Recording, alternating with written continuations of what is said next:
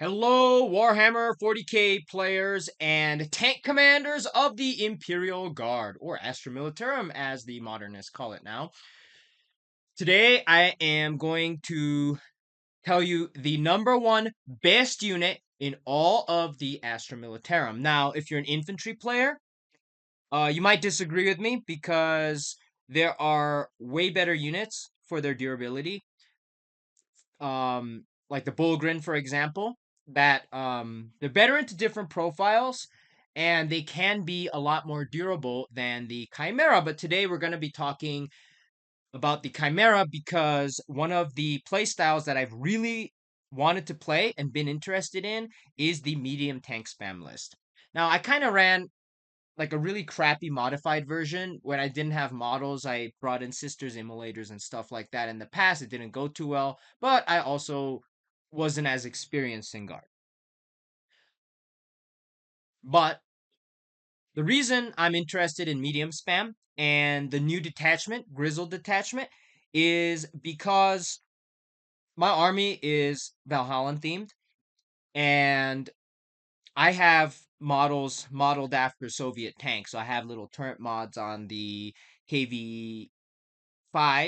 So it's a turret mod that looks like a KV5. It's also a hull mod, and it's to fit on the Rogel Dorn because it's a little bit bigger of a tank, and the KV5 was a little bit bigger of a tank. And then I have some KV and some BT5 turret mods for the Lehman Russ. So I'm really excited to be playing that.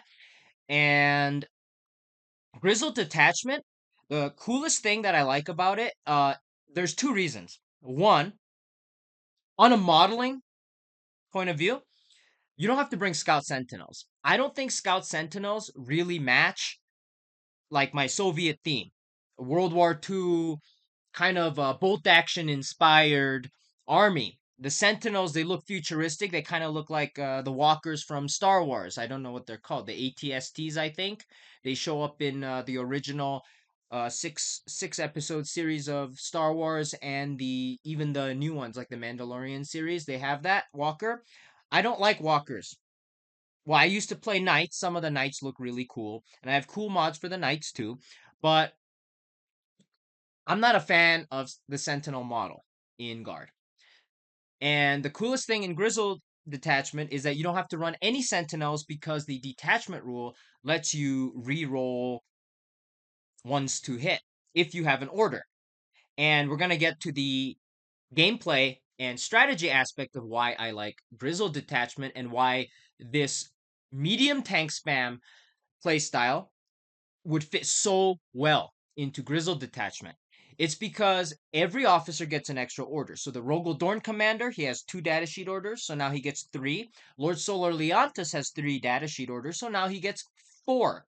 And Lord Solar can order regiment or squadron units, so he's a very flexible commander. Plus he generates CP, lets you redeploy units, and he's a lot tougher of a datasheet than the other infantry officers out there. And so I'm really excited about Grizzled Detachment. And one of the things I was just curious about is how much a Chimera can withstand. Now, in Mordian Glory's older videos, where his content was actually good, and I think he's a very big proponent of the mechanized play style. He runs 4 to 6 chimeras in some of his older videos from about a year ago. And he fills them with Catachan, and then he brings a bunch of Lehman Russes, which is actually I prefer the Rogel Dorn commander, as do most people who play guard nowadays, including Jiaoshi 40k. He hates the Lehman Russ commander. He says the data sheet's good, which I totally agree with, and he says that the points cost is too much, which I also agree with. It's a great data sheet, costs too many points, might as well bring a Rogel Dorn commander. But in this video, we're going to focus on the math hammer of the Chimera and see exactly how much of a punch it can take against a lot of ranged attacks. I haven't considered melee yet, but this also applies against melee. So the combo here is the Chimera plus a Tech Priest Engine Seer. Now, a lot of people on Reddit and other forums are going to be, oh my god, that's 45 points more. It makes it more expensive. Man, screw that. It does not add 45 points. Why? Because the engine seer activates for multiple tanks across multiple phases. So unless you run the engine seer out with your Chimera and it dies, sure, then maybe it's an added 45 points. But the engine seer is not necessarily wasted. It is a lone op unit when it is within 3 inches of a vehicle, and it also repairs damaged vehicles as well as giving them a 4-up feel no pain. And if a vehicle is destroyed within 12 inches of it, it gets extra attacks on the engine seer axe. Playing with the engine seer in the past, it is a great late game action unit. You don't want to push it out first. You want to mark tanks with the invulnerable safe, and then you want to send it out. And then you want to keep the engine seer back, so that your next wave of tanks, so let's say you have 3 Chimeras filled with Catachan or Ogrins or whatever you want to fill it with. I will only fill it with Catachans and Ogrins. I do not believe in putting Kazarkin into Chimeras. It just seems like a waste of Kazarkin. You don't want them as frontline units. I personally don't. People who play combined arms like Jiaoshi say they're great skirmishing units. They're skill expressive. But me personally, it's either Catachans if I want the scout move, or it's Ogrins if I want a good counterpunch. And Ogrins inside Chimeras with a lot of buffs attached are amazing against Marines, but we're not really going to go into the math there. We're going to talk about the defensive stats of the Chimera. But if you have 3 Chimeras, you can scout them up, and from the front line, the engine seer, he will start the game in lone op because he's within 3 inches. After the Chimera scouts out, maximum of 6 inches, because currently any infantry that can embark in the Chimera, which is a dedicated transport, has a maximum scout move of 6 inches in the guard army. And so the Chimera moves up 6 inches, but because of the size of the hull, it's still going to be within range after the scout move, such that when your command phase comes around, you're still going to be able to put a 4-up invul. So you put a 4-up invul on that Chimera and send it out to take an objective, do actions, or skirmish against enemy scouts. And the Chimera is very points efficient. It's 145 or 150 points for the whole package with the Ogrins or the Catachan inside. Catachan and the Chimera with their flamers, really good against Poxwalkers, enemy guardsmen, like enemy Catachan on foot. They're really good against, what are they? Scarabs, Gretchen. And on the other hand, the Ogren Chimeras, they don't get to scout, but you could put Catachans in the Chimera, scout them out, and then push the Catachan out, and then put the Ogren in, the mechanized tricks, and then you can send the Ogren Chimeras out, and Ogren Chimeras are also good against Chaff, but they're also good against Marines, and in the Grizzled Company detachment, Ogrens inside Chimera, on an objective. So you push it out so that the back of the hull is touching the front of the objective so that you have a little bit of distance. And if you get lethal hits because you're technically still within range of an objective marker, it can do 10 damage to a knight. It's a really good anti-tank unit with lethals. Now, in combined arms, you get it a lot, but there's a trick you can do in Grizzled Detachment that you can't do in combined arms. And that is giving move to the Chimera. So you scout it out 6 inches, drop the Catachan off, and either stage it in a ruin or put it on the objective. Walk your Ogrins inside the Chimera, and your Chimera can move 10 plus an extra 3 inches from move, 13 inches. So you move 6 inches up from your scout move, you move another 16 inches, and then the Ogrins have a maximum effective range of about 9 inches. Now, they have a maximum ineffective range of 18 inches with the Ripper guns. So that's a 19-inch move on turn 1, plus 9 to 18 inches of firing range.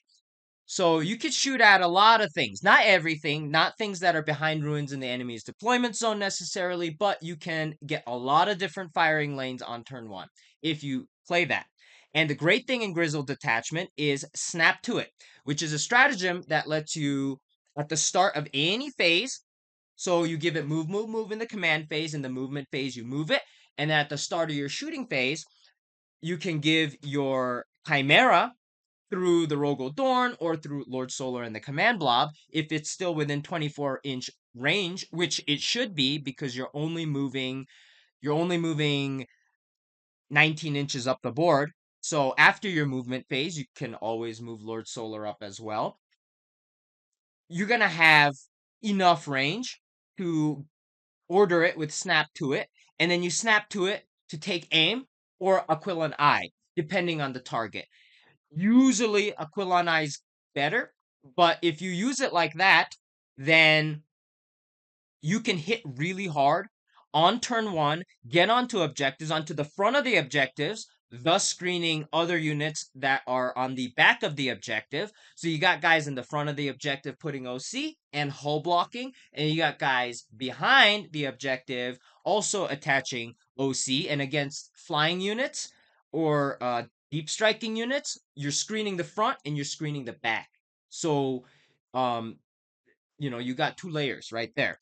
And the reason I like chimeras, we're still leading up to the calculations, but why the chimera is so relevant is because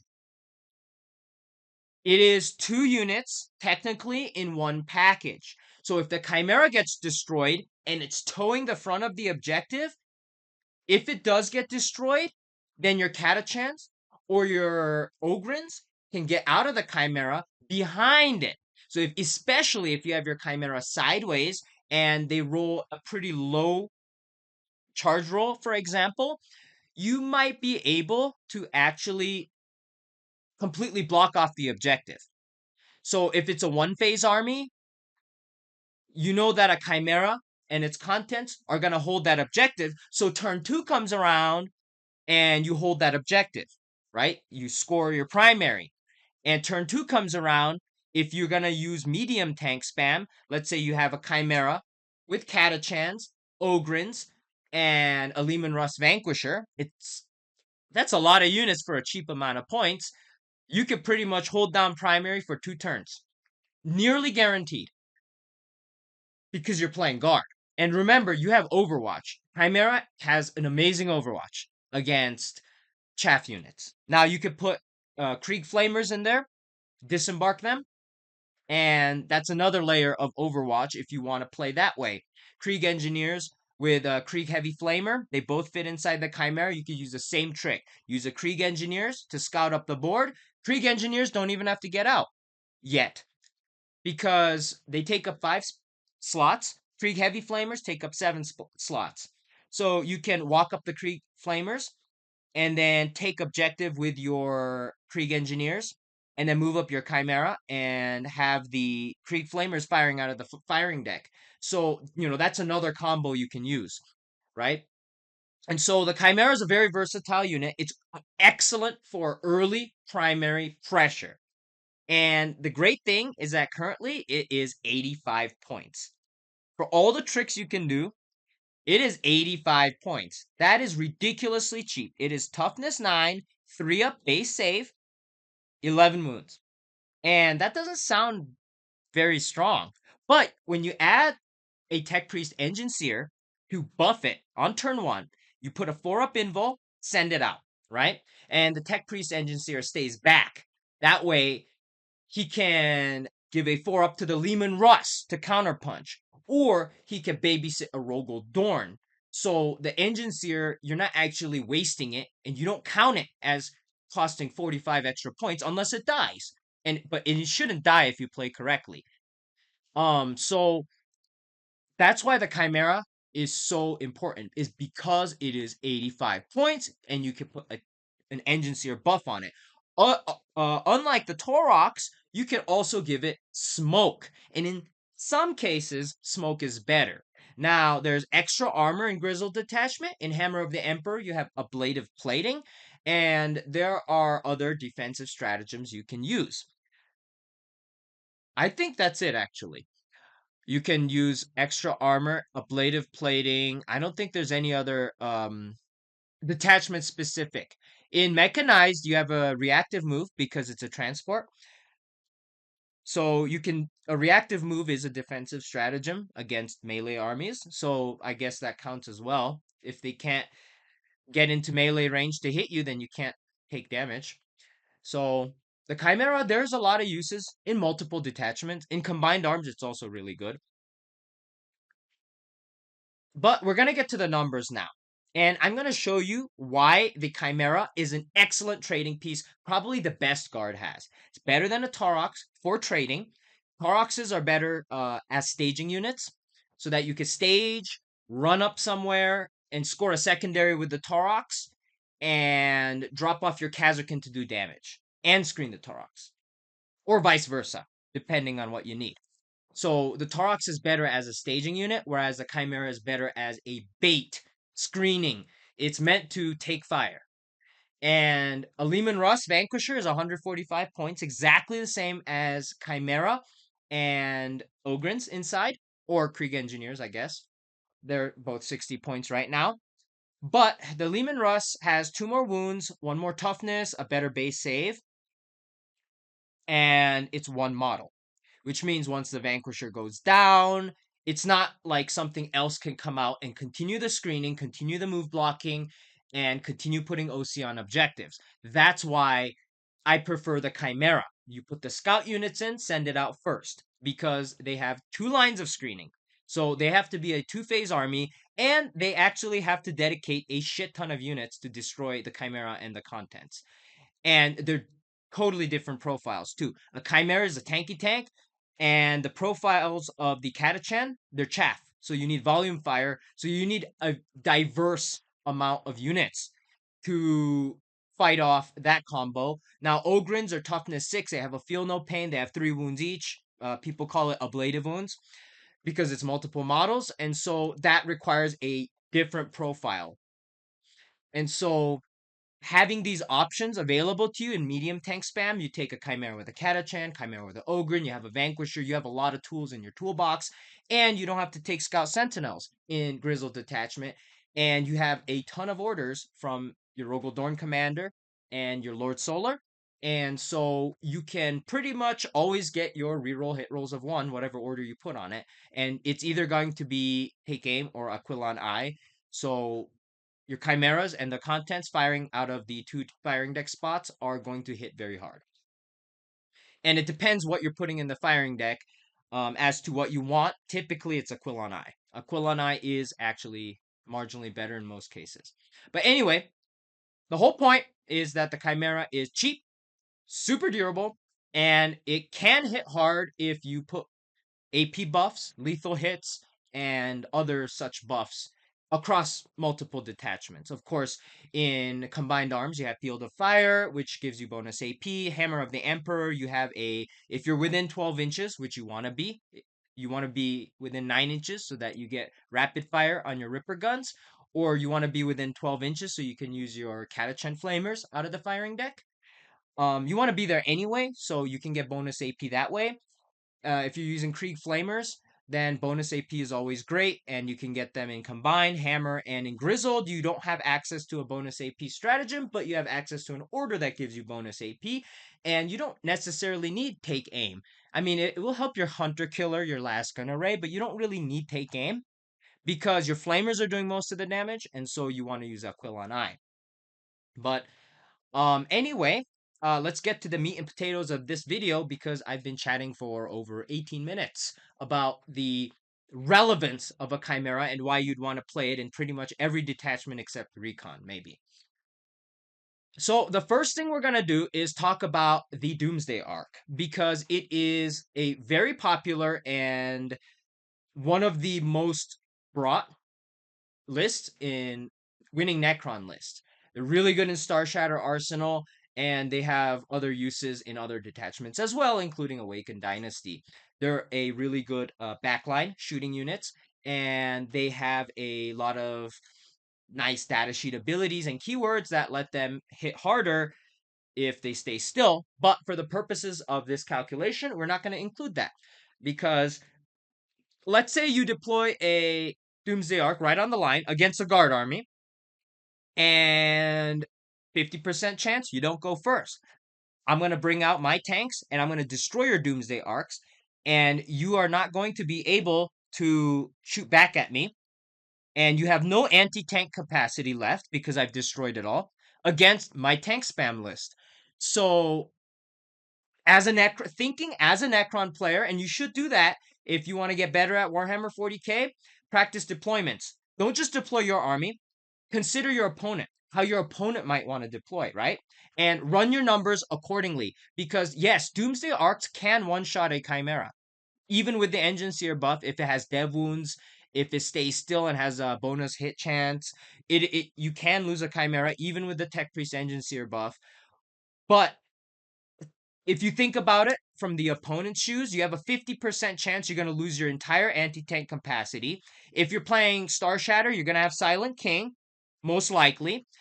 But you're probably not going to bring Catan. If you do bring Catan, they might bring Catan, but it's not a vehicle. It's not going to take any buffs from Star Shatter. So if you're playing a Star Shatter list against a guard list, you're going to want to hide your Doomsday Arc. You're going to want to put your Doomsday Arc in reserve, maybe one, maybe two in reserve, maybe. I've looked at forums and Facebook groups, and some Necron players do that. They hide their Doomsday Arc like that, and they bring it out in their deployment zone. It has a 72-inch range. If you can get lines of sight, like on GW terrain, you can come out in your deployment zone and still shoot something. So even if I have the sides screened out because I'm guard, and guard screens everything out, it doesn't matter. They come out in their deployment zone and still maybe get lines of sight on you. And so I'm not going to include devastating wounds that they get when they stay still. I'm not going to include heavy. But thinking about how Necrons are going to play, if you're going to play Star Shatter and you're going to bring 3 Doomsday Arcs, you're going to bring a Silent King because it is a vehicle. And so I gave the Doomsday Arc Silent King rerolls. And they have Assault, so but that doesn't really matter because, we're doing calculations. I'm going to assume they can shoot you. So a Doomsday Arc with the Silent King rerolls. Actually, no, I got it. I believe I do. What they have is a Doomsday Cannon with D6 plus 1, which is an average of 4.5 shots.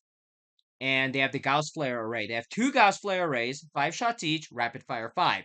So I'm going to assume with their Assault, with the Silent King buffs, that they are going to be within rapid fire range of the Gauss Flare Array, just to show you how strong Chimeras are, right? This is like if they just come out and try to get you early. So the Doomsday Cannon has strength 18, minus 4 AP. The Tech Priest Engine Seer puts a 4-up invul, so that minus 4 AP doesn't matter. And in Grizzled Detachment, extra armor doesn't really matter because, even with cover, minus 4 AP is so high that even you're not going to get better than a Tech Priest Engine Seer buff. So even though you do have that stratagem, it's not relevant after minus 3 AP. It's not relevant at all. And so that's why a Tech Priest Engine Seer is really important for the survival of your Chimera, your 85-point bait unit. And so they hit on 3s natively, and they reroll 1s to hit. And they wound on 5s, or 5/6 of a chance to wound. They're wounding on 2s. Because it's strength 18, your Chimera is toughness 9. They're double, so they're wounding on 2s, which gives it a 5/6 chance. But they're also rerolling 1s to wound from the Silent King. And so that Doomsday Arc shooting with the Doomsday Cannon at your Chimera is gonna have almost 100% chance to wound. So it's scary. It has a very reliable hit chance, very reliable wound chance, but look at that. They have a 50% chance of getting through to you because you have the Engine Seer buff. And when you do all the calculations, you get to 9.29, which means on average, so half the time they're going to do less than 9.29, half the time they're going to do more than 9.29 on average. That's what averages are. So now we're going to consider on the right side a Chimera plus the Engine Seer buff plus the smoke stratagem. Is it worth using smoke? And we see here that the difference is about 2.1. So the smoke is marginally better than a CP rerolling the save. Why? Okay, you have a 50% chance. So let's say you CP reroll that save. You fail it, and you happen to fail it, and you CP reroll that save. you have a 50% chance because they are independent of the other rolls, right? So just because you failed it doesn't mean you have a better chance to pass it next time. It's still 50%. So 50% of 4 damage on that Doomsday Cannon is 2.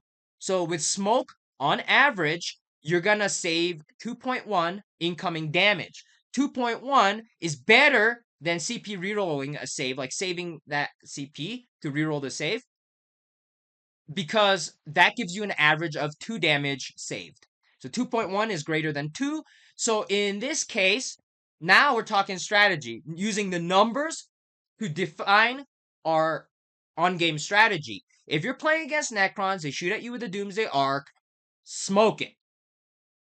Now, when should you not smoke, right? So smoke reduces incoming damage, right? So when should you not smoke? Okay, so this is kind of an interesting concept, and I hope I explained this well. Half the time, they're going to do more than 9.29 damage, meaning that they might actually kill you with the Doomsday Arc plus the Silent King rerolls, even if you have the Engine Seer buff. If they could roll high, they could spike, and they could still destroy you.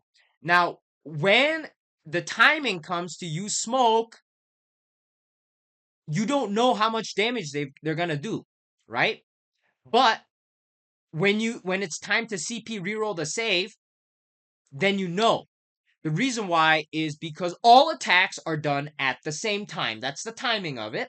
And technically, every roll is supposed to be independent, but people do fast rolling.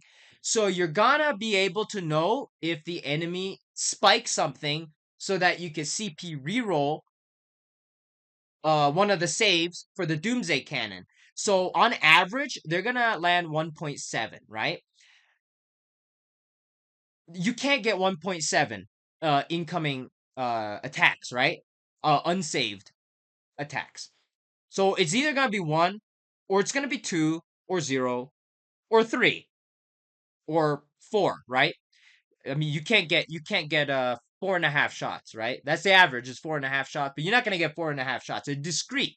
So, it's gonna come and you're gonna be like, wow, I have 3 unsaved wounds incoming from that Doomsday Cannon. That's 12 damage. I'm gonna die. I can CP reroll a save. If I save one, then I only take 8 damage, right? Because Chimeras can't get feel no pain. And so when it comes to CP reroll, you know whether you're gonna die or not. So it's very clear. But when you use smoke, you don't know if you're gonna die, right? You don't know that if they're gonna spike or if they're gonna whiff. You're using smoke expecting to help them whiff and get a little bit on the lower end. So 1.7 here is the average amount of unsaved attacks. Whereas when you use smoke, it's 1.27, so it's a little bit closer to 1. More of the time, they're going to land 1 instead of 2. Whereas if you don't use smoke, more of the time, they're going to land 2 instead of 1, right? But let's say they have multiple units lined up, right? Let's say they have 2 Doomsday Arcs. You know your Chimera is going to go down anyway, right? However, this is why the transport mechanic is so important. Let's say one Doomsday Arc destroys your Chimera. You have Ogryns that get out. And then the other Doomsday Arc fires at your Ogryns and destroys the Ogryns. That's bad. So even if you know your Chimera is going to go down, if it's going to force the enemy to use another unit to destroy the Chimera, and they cannot target that Ogryn until the Chimera is destroyed. So if they have 2 Doomsday Arcs pointing at your Chimera, then you might want to spend CP to make sure it doesn't die from the first one, just so that the second one can fire at it. That way your Ogryns or your Catachans or whatever are safe, right? The Doomsday Arc, they have the big Doomsday Cannon. Really good against Ogryns. 4 attacks, even if you feel no pain one of them, it's like each attack that goes through is an Ogryn dead. The Gauss Flare array has 21 damage shots. And so it is quite potent against your infantry units as well. So even if they have 2 Doomsday Arcs and you know it's going to go down, you still might want to use defensive stratagems on the first Doomsday arc to kind of help your Chimera survive so that the second Doomsday arc is forced to fire at the same Chimera and it can't fire at the contents, right? The whole point of bringing the Chimera is having 2 units in one shell, pretty much in the same general area, right? And so that's when you really want to use that CP, when it matters, right? If they have one Doomsday arc pointing at it, you want to use it so you stay alive. And next turn, your Chimera gets squadron orders, it gets buffs, and you have another activation with the Chimera. Or if it goes down, then your contents get out, and at least they stay alive. At least you can score primary, right? And so that's why we have these calculations on smoke and CP rerolling the safe because our math is going to determine our gameplay choices as well. Which stratagems, because there's a lot to choose from, right? Which stratagems are going to be more efficient in keeping said unit alive. Next, we're going to talk about Hammerhead. That's the Tau anti-tank railgun unit. And the Skyray is very similar to the Hammerhead. Very similar, so we're not even going to consider the Skyray. Because considering the Hammerhead, to me, is quite sufficient enough. They're about the same points. The Hammerhead or the Skyray went up 5 or 10 points recently, as of December 2025. But we're gonna look at the Hammerhead, and we see that base. So this is including rerolls on the main railgun and a +1 to hit, which is the datasheet ability. Ignore cover from guiding. It doesn't matter, right? And I think there's a +1 to hit from another guiding buff. I think different. I don't know how Tau works. To be honest, I don't play Tau. I have been studying them, watching YouTube videos, but there are different units that can guide, and different ones give different buffs. I think Stealth Suit gives rerolls, and I think it's either the Breachers or Pathfinders or something else gives you bonus to hit, but we're not going to consider that because I don't know, and you can't really know. This is a generalist video, so you don't really want to spec against one particular list. You know what I mean? So it's just a generalist video on the Hammerhead, right? Ignore cover doesn't matter. You have the invul save. Tau, it's high AP or no AP. And so the no AP stuff doesn't really matter. The high AP stuff also doesn't really matter. Dev wounds on the railgun is nice to have, but it is also one shot. So, we're gonna think, maybe smoke might be worth it. But when you look at the numbers, if you use smoke, it's actually not worth it. And let me get into that. The difference from smoking or not, and actually, let me check if the calculations are correct. So the difference in smoking is 7.81 minus 6.32. So that's about roughly 1.5 damage. And that's not very efficient for your CP use to smoke. What would be better is to actually wait and see um, how their railgun shots turn out. So, on average, the railgun is going to land about half a shot. So, due to the discreteness of the game, that means they're either going to land 0 or 1 unsaved attacks.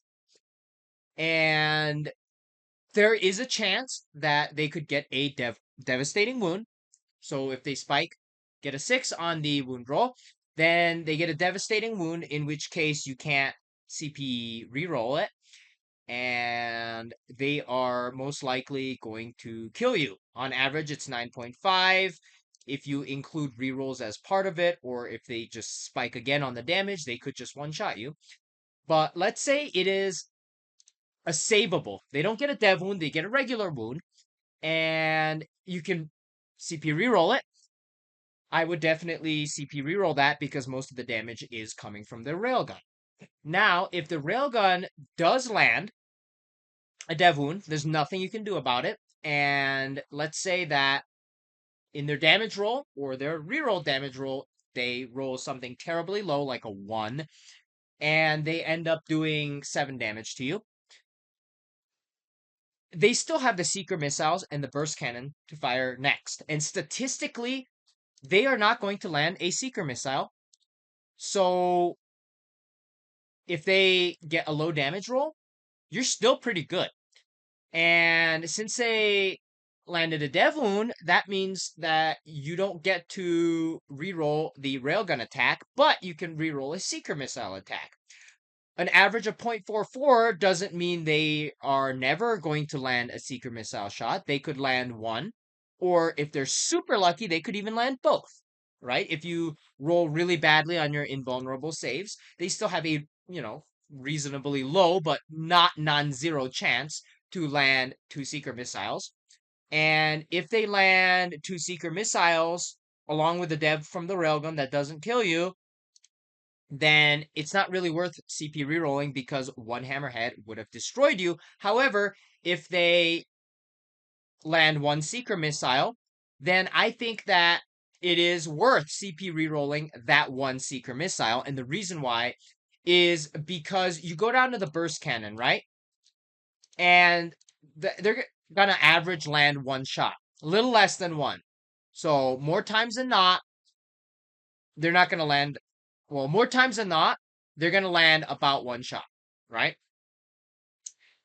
And so if they do 9 damage or less, and you have 2 wounds, and they landed 1 seeker missile, you should CP reroll that seeker missile because the burst cannon is unlikely to destroy you. But if they land a devastating wound with a railgun and they land 2 seeker missiles, you're probably dead anyway. So there's no point wasting CP because that would not benefit you in any way, shape, or form.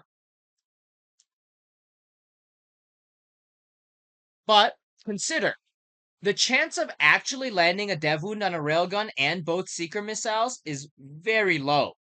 So you have, in most games, a reasonable chance to survive against a hammerhead. Let's say the hammerhead does destroy you. They spike a lot, they destroy you, and you don't even use a CP because they dev with the railgun and then they landed 2 seeker missiles and you're like, I'm going to save my CP. Your Chimera is still 85 points. Their hammerhead is 145. It is one of their, well, Tau actually has a lot of anti-tank units, but it is one of their better anti-tank units. And the good news is that seeker missiles are 1 shot. So their hammerhead is going to be less effective, even if it survives through the next turn. And the other thing is that you've traded up, right? You could roll out a Rogel Dorn, you could roll out a Lehman Russ, a couple Lehman Russes, or maybe use a Kazarkin unit or something and destroy that hammerhead next turn. So you've lost 85 points. You haven't necessarily lost your Ogren yet. They have to commit, another 1 or 2 units to kill your Ogren or your Katachan, whatever you choose to use. They're probably gonna die if the hammerhead spikes. But the takeaway is that you lost 85 points, right? Because each unit can activate once, so that you lost 85 points to that 145 point hammerhead. You are 60 points ahead already. If they activate another unit, like a bunch of suits or something, to attack your Ogrens, now they've exposed 2 units, and the suits are probably going to cost more than 60 points.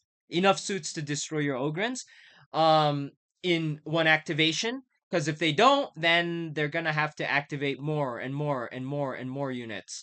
And you're trading up significantly after that.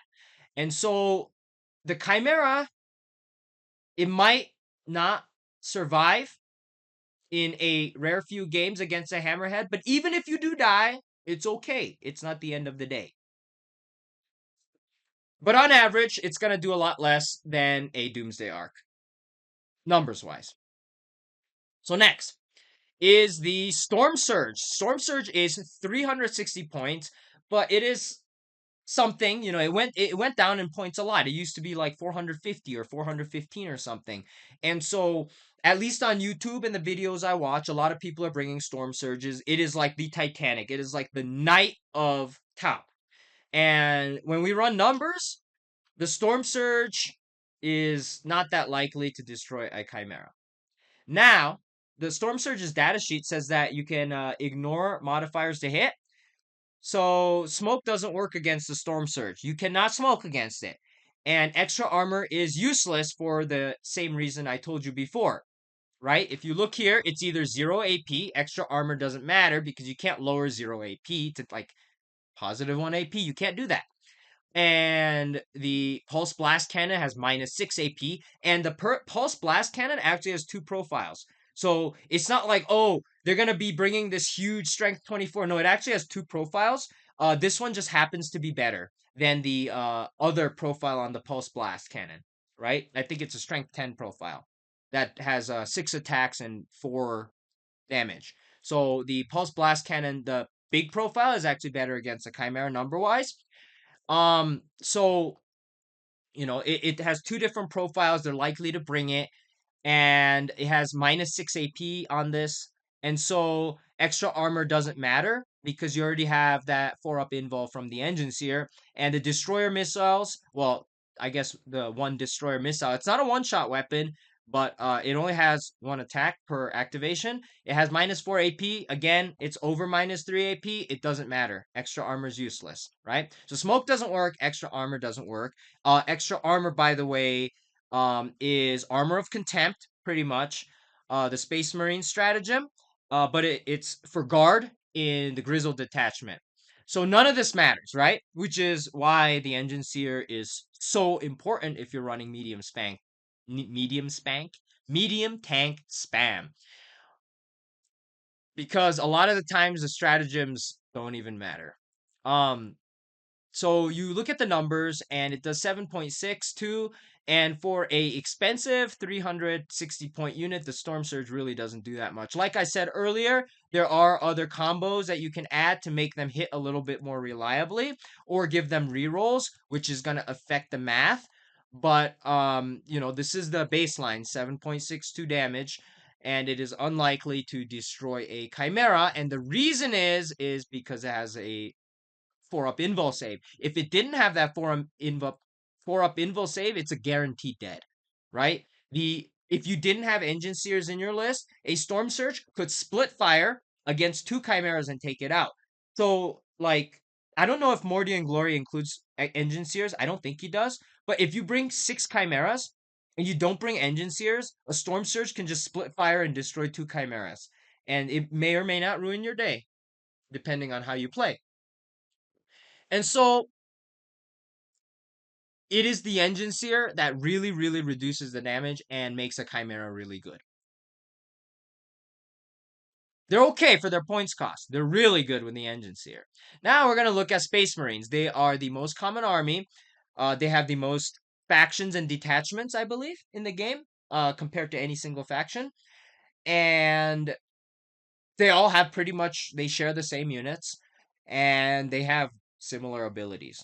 A lot of the Space Marines. But we're going to consider the Oath of Moment on the Ultramarines. So the difference between any Space Marine detachment versus Ultramarines is that Ultramarines get a +1 to wound onto their Oath target. Now, usually they want to target a big, heavy target as their Oath target. But if you are piling onto objective and saying, I'm going to go early and beat you on primary early, and I'm also going to skirmish against you so I can beat you on primary late game, right? This is our medium tank spam playstyle, right? Put a bunch of heavier, well, medium vehicles, right? Not too heavy, not too light, toughness 9, toughness 10, maybe toughness 11, the cheaper Lehman Russes, and you're just trying to flood the board with tremendous vehicle spam, as well as using transport mechanics to create multiple layers of screening early on, right? So it is very possible that if you have a Chimera with some other unit sitting right on the middle objective, the enemy is probably going to oath you. So another buff that you can get from the Marines is a +1 to hit bonus from the incursors. So they're 5 dudes, and they're kind of like the Kazarkin, I guess, of Space Marines. They have a Haywire Mine.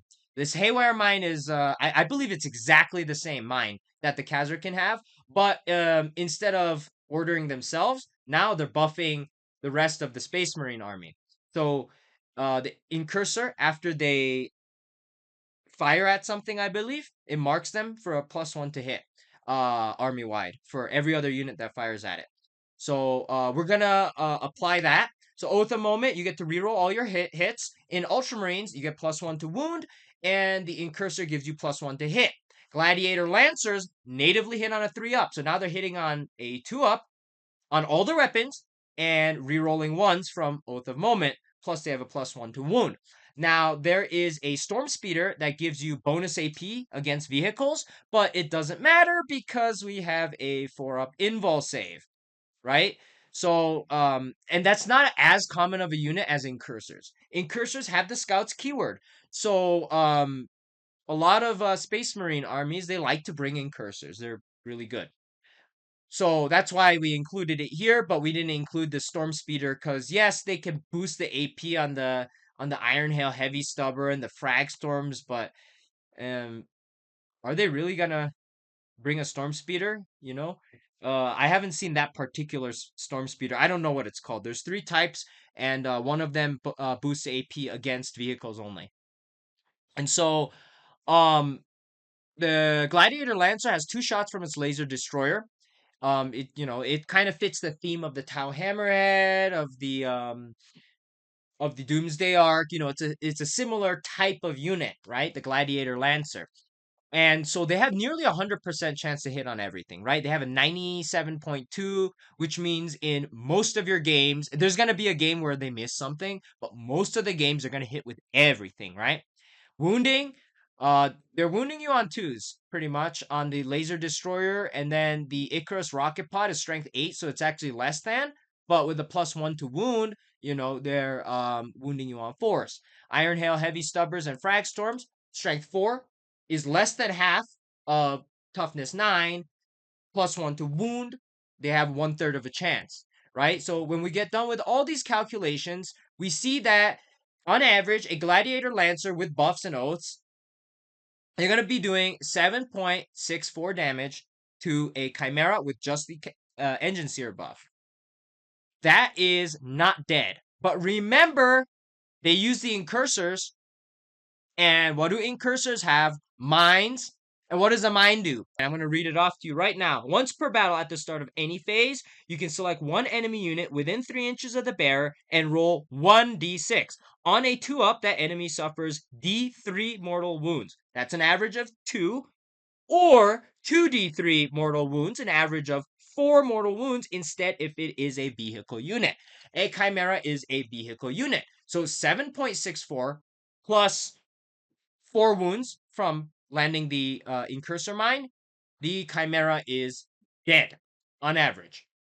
Now, if you use Smoke, you bring it down about less than 1 damage, right? Using Smoke, it doesn't really help you, right? It will, 6.69 average damage. The Incursor Mine, if it lands, which most likely in most cases it will land, right? 5-6 chance 2-up is actually very likely. And so you're going to be taking an average of 10.69. So half the time you're going to be dead, half the time you're not going to be dead, roughly. That's a risk you're taking. So there's absolutely no point wasting CP to use Smoke. But what we should do is reroll a Laser Destroyer shot that gets through. The reason why we should do that is because it is 6.5 average damage. So if you reroll it, you have a 50% chance of blocking it off and 50% chance of taking it. So, if you calculate the expected value, it's 3.25 damage, which is a lot more than 1 damage. So there's actually no point using Smoke.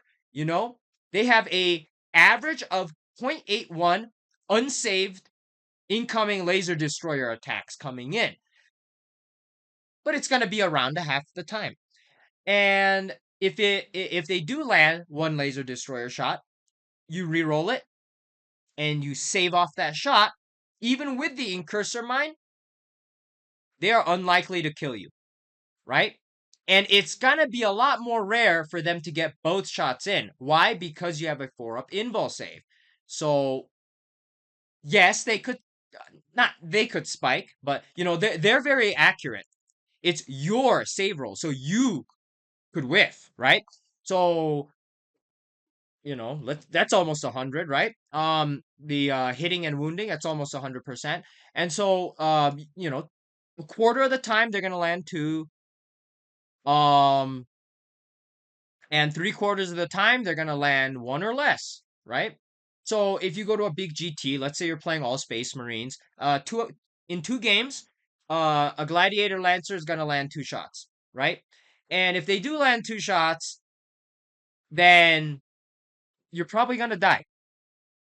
The reason why is because the average is 6.5. So by average numbers, even if you do re-roll it, and let's say you even pass it, you're still dead, right? Because they landed 2 shots. They only need to land 1 shot to kill you with the incursor mine. So if they land 2 shots, don't even bother CP re-rolling it. If they land 2 shots. If they land 1 shot, CP reroll it.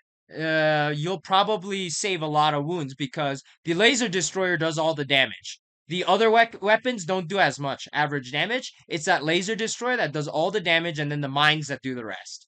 So if they land 2, don't save it, or don't CP reroll it. If they land 1, then CP reroll it. If they land 0, well, that's perfect. That's the best use of 45 points, right? 25% of the time, they're not going to land any laser destroyer shots. Just about 25% of the time. So, 25% of the time, you're going to love your tech priest. 50% of the time, you're going to CP reroll that, and you're still going to love your tech priest. And then 25% of the time, they're going to land 2. Your Chimera is going to go down, and you're still going to be happy because that Gladiator Lancer costs 160 points, I think. That cost almost twice as much as a Chimera. And plus, they also expose their incursors. And incursors are usually taken in transports. Now, you see where I'm getting at. They've exposed 200, 300 points to kill your Chimera. And since the incursors have already activated, now whatever comes out is probably going to stay alive unless they charge you. And if they do charge you, incursors, there are ways, if you're positioned right, that you're still going to keep the objective. If you have a commissar with abhuman detail and grizzled detachment, you can give duty and honor to Ogrins and use that in your next command phase to flip it back to you.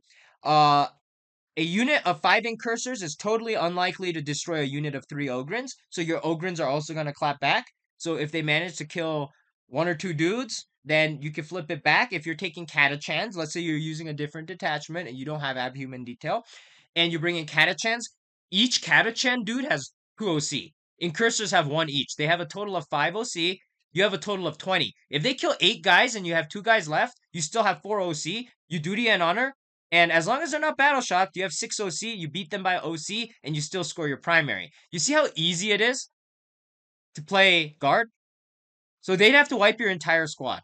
And you do have Overwatch as well, right? So let's say it's not the first turn, it's like the second turn or something, right?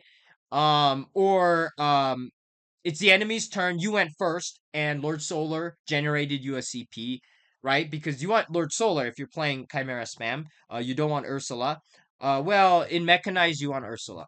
But you generated a CP, or you threw out a secondary. Let's say you're running Rogodorn, and you have no Ursula, and you have no Lord Solar, but you threw out one of your secondaries, so you have 2 CP left. You can Overwatch them. I would Overwatch the Incursors. Why? Because Gladiator Lancer is probably going to shoot you out of Overwatch range, and there's no point overwatching the transport that the Incursors come in. You want to attack the Incursors because those are the guys that are likely to charge you onto the objective, right? and try to take it away from you and deny you primary. So you wait. When the incursors come out, you overwatch. Hopefully you kill a couple guys, right? And Gladiator Lancer, they might whiff, or 25% of the time, your Chimera is going to go down, your contents are going to come out. Incursors, they might charge you. Even if you take one or two guys out, they might still charge you, right? And they're unlikely to kill your whole unit. Now, if you're taking Catachans and they roll high, yeah, they can kill your unit, right? I think they have, what is it, 12 attacks? I think they have, let me check how many attacks they have. I got five incursors, and they have 3 attacks each. You kill one guy in Overwatch. So yeah, that's 12 attacks. They have sustained hits, weapon skill 3 up. So let's say they have 12 incoming, and then strength is 4 is greater than 3. So they have they're gonna land 8 attacks, AP -1. You're still saving on sixes. You're gonna lose about 7 guys, right? So you're gonna lose about 7 guys. So if you lose 7 Catachan, whoop-de-doo, good for you, right?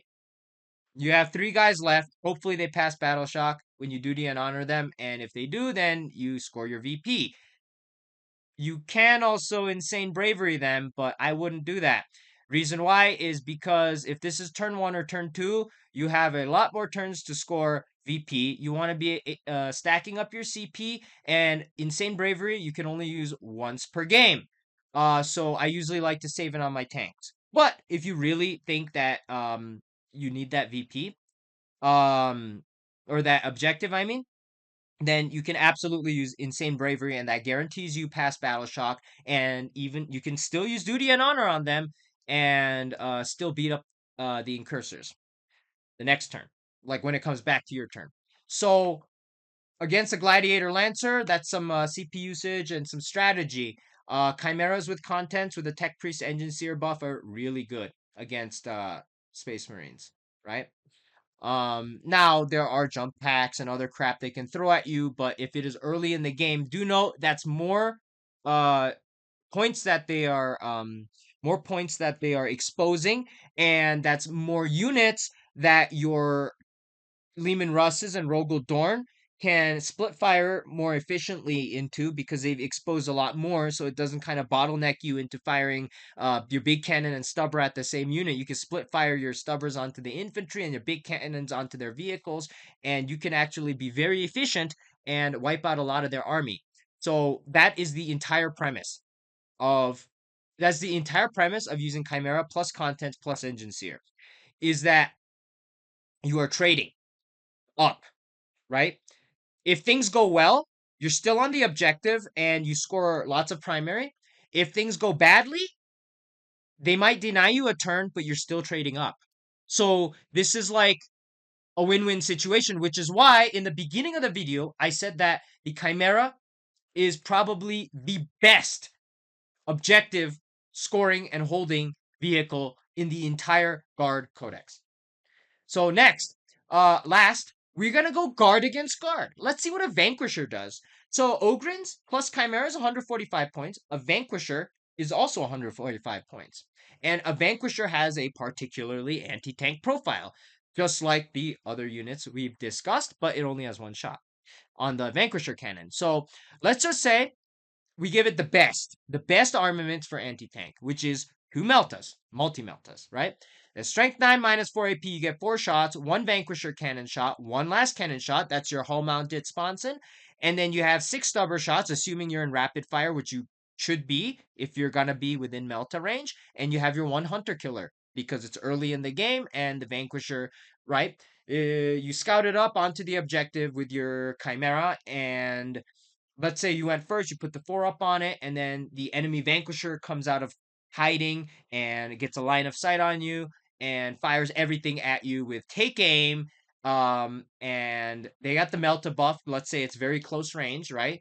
They're playing Hammer of the Emperor or something, let's just say. And then they have reroll 1s from the Grizzle detachment or from a Scout Sentinel in any detachment, right? We're not considering lethals. Why? Because generally it's not really worth giving lethals onto a Vanquisher. So we're not considering the lethals, but when you look at the number, the average is 10.2. So if you do have lethals, yes, it'll push it over the edge, and you're going to be one-shotting a Chimera, even with the Engine Seer buff, right? So a Vanquisher is actually pretty damn good in close range when it has all the rapid fire and the melta bonuses against a Chimera. What does smoke do? Smoke actually does a lot more here. Um, it does a little bit less than uh it does about 2.5, a little bit more than about 2.6, 2.15 difference. No, 3 point no 2 point what the hell am I saying? 2.65, damn it. Right.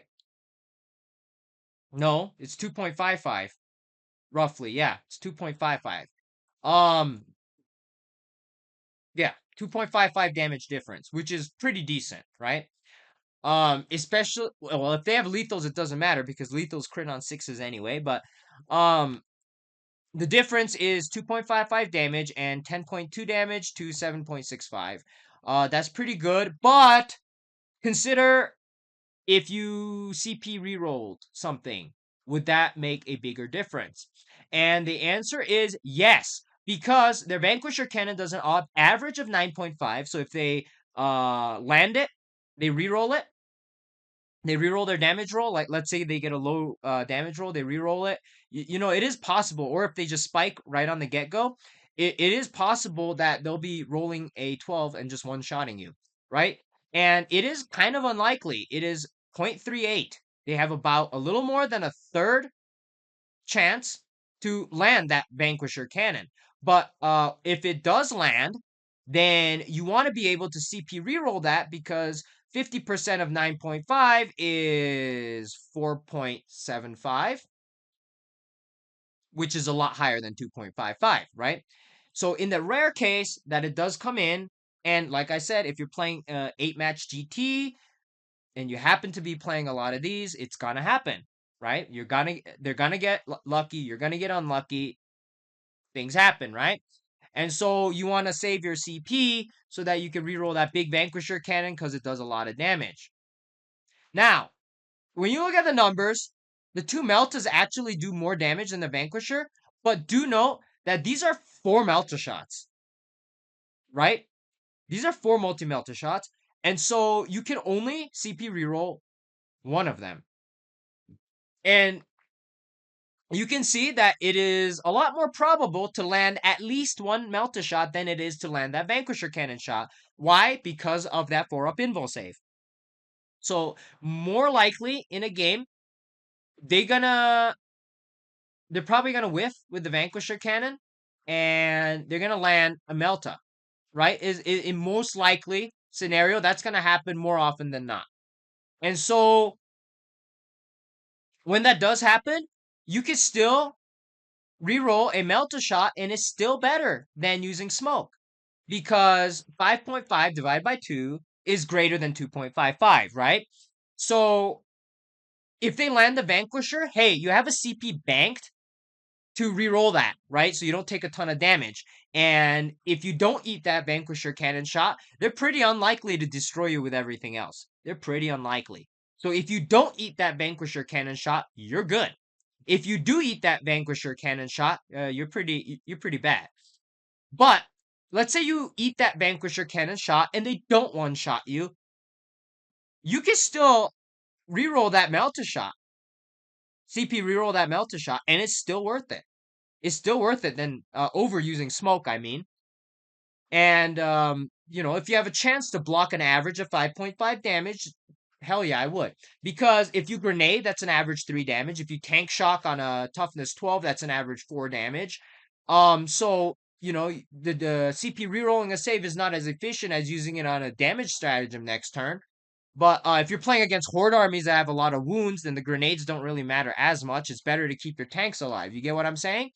So if it's like the enemy has one Vanquisher, right, and a ton of horde stuff, then you don't want to bank CP, right? If they're bringing 100 infantry and they only have like one Vanquisher, there's absolutely no point using grenades on the enemy. Well, there might be a point if there's VP on the line, but more often than not, you're just gonna keep your tanks alive another turn because they're gonna shred that infantry. A Chimera will destroy guardsmen. So do you reroll or do you not reroll? Depends what you're going up against. If you're going up against tank spam, um and you have like a 50-50 chance of dying, um, you know, maybe it's fine that your Chimera dies. A Vanquisher is 145. A Chimera is 85. You're still trading up, right? Because then they have to put another unit, like another Lehman Russ, to destroy your contents, right? And so you're still trading up, so it's still good. Like I said in the other examples above. But if you're playing against a Horde army, your Chimera is so much more valuable staying alive. And I would use it.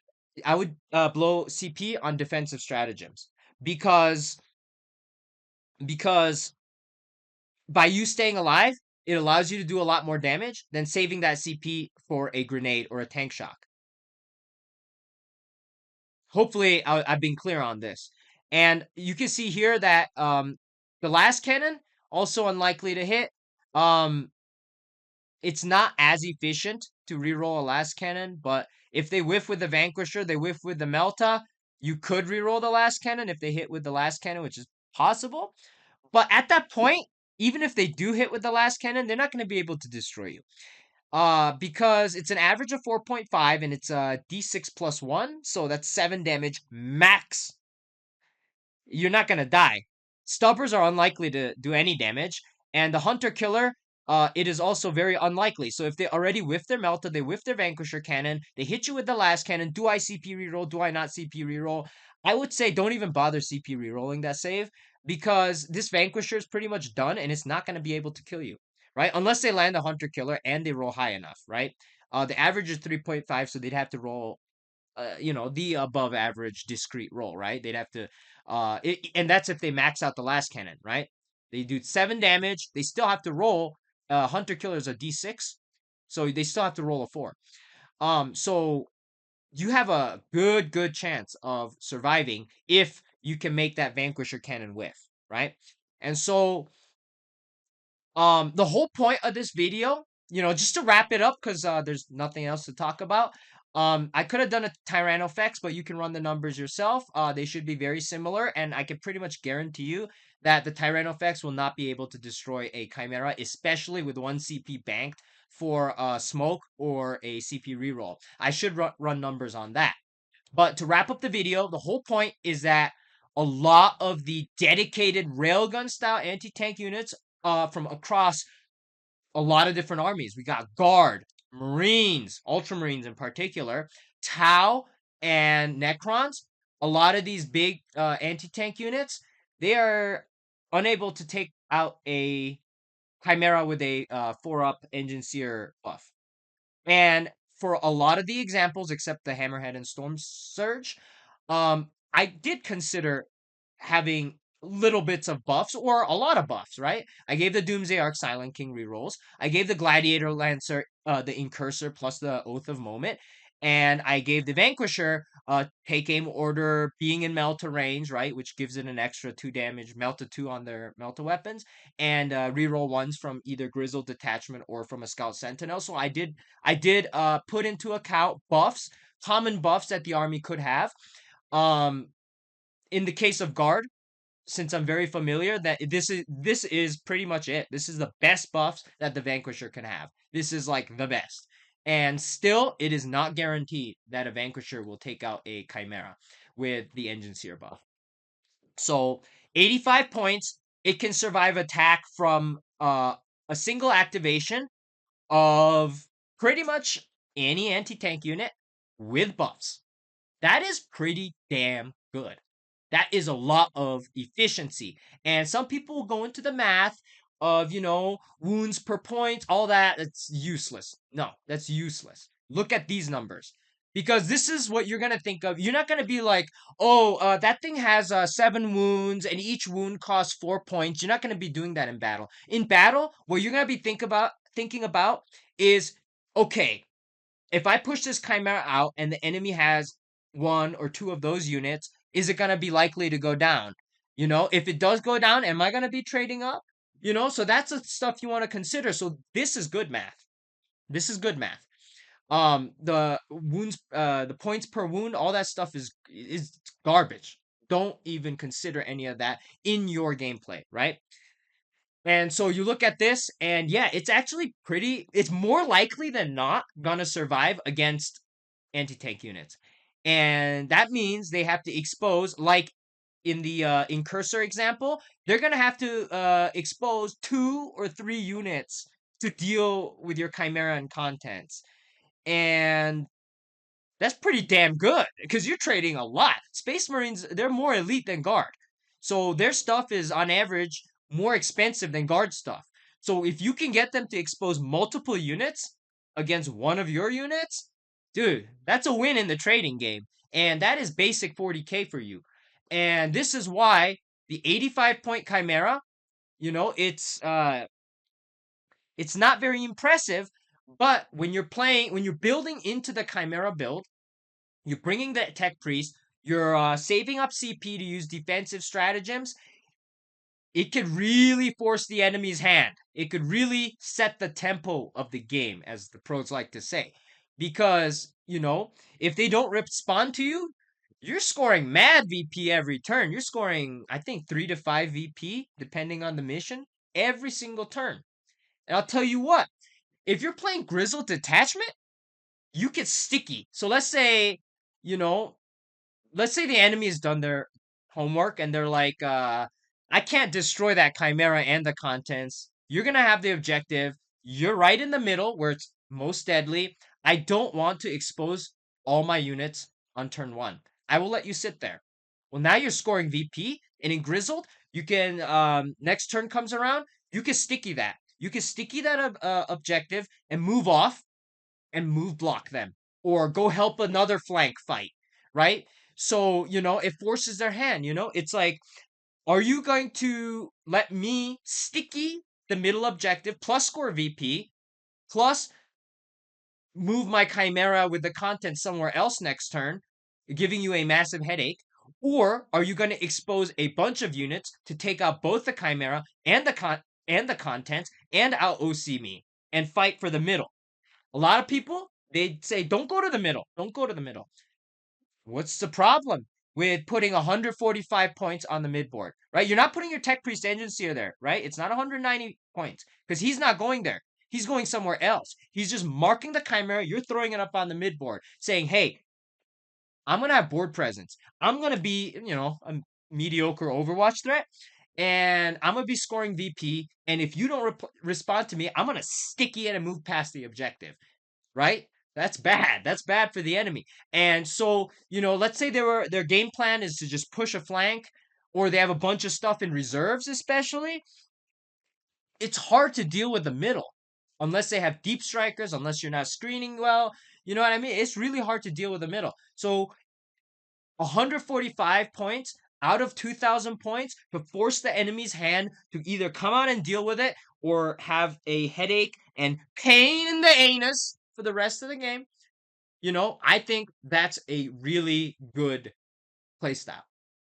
And so that concludes this video. I hope that you've seen some of the math and seen how the math affects your in-game CP usage and gameplay decisions.